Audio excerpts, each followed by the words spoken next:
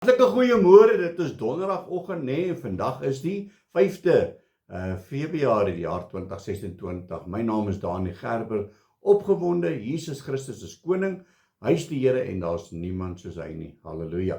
Vandag gaan ons bietjie gesels oor doen slegs u wil, Heer, en daar's 'n liedjie wat hulle sing, doen slegs u wil, Heer. En Sonja gaan hom aan die agtergrond so speel. En baie kere dis dit ons gebed. Kind van God, dit is ons gebed, Here, doen slegs u wil, Heer, sodat ons u wil sal doen. En baie kere dan werk dit net nie uit nie. Ons probeer hard, maar dan val ons. Ons gly. Maar weet jy wat? As jy draai jy val, dan staan jy op.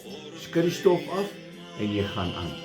Maar baie kere gebruik die vyand ook sy slinkse triks, as ek dit so kan sê, om ons van die pad af te kry, sodat ons nie toelaat dat God sy wil kan doen in ons lewe nie. En ek en jy moet weerstaan, of die Bybel weerstaan. God se woord is baie duidelik. Daar's 'n gedeelte in Efesiërs 6 verse 12. Hy sê hierso: want ons stryd is nie teen vlees en bloed nie, maar teen die owerhede, teen die magte, teen die wêreldheersers van die duisternis van hierdie eeu, teen die bose geeste in die lig. Nou my boetie en sissa, hierdie geveg is nie mano nie. Hierdie geveg is teen die bose geeste.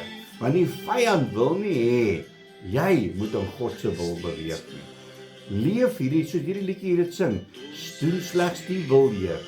U wil met my, Here, dat ons u wil sal doen en sal leef. En ek en jy moet dit weerstaan. God se woord sê ook vir ons, weerstaan die duiwel en hy sal van jou af wegvlug. Ons moenie toelaat laat hy 'n oorhand oor ons kry nie. Ons moenie toelaat laat hy ons laat struikel en sê, weet jy wat, ek gee moed op, ek gaan dit nie meer doen nie, ek gooi handdoek in. Nee, dis presies wat die vyand wil hê. Hy wil hê ek en jy moet op 'n hoopie gaan sit. Hy wil hê ek en jy moet onsself bejammer. Nee, ons staan op. Ons is meer as oorwinnaars deur Jesus Christus wat ons die krag gee. Hoor wat sê Efesiërs 6 hier vanaf verse 10. Hy sê die volle wapenrusting van God. Hy sê eintlik my broeders, word kragtig in die Here en in die krag van sy sterkte. Trek die volle wapenrusting van God aan, sodat julle staande kan bly teen die liste van die duiwel. Soos ek gesê het, want ons worstelstryd is nie teen vlees en bloed nie, maar teen die owerhede, teen die magte, teen die wêreldheersers van hierdie duisternis van hierdie eeu, teen die bose geeste in die lig.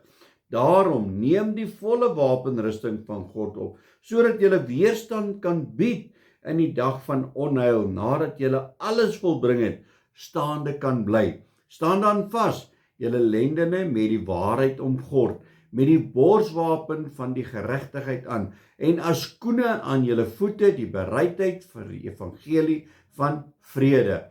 Behalwe dit alles, neem die skild van die geloof op, waarmee julle al die vuurige pyle van die bose sal kan uitblus, en neem aan die helm van verlossing, die swaard van die Gees, dit is die woord van God, terwyl julle met alle gebed en smeking bly in elke geleentheid en bid in die Gees, tot sover.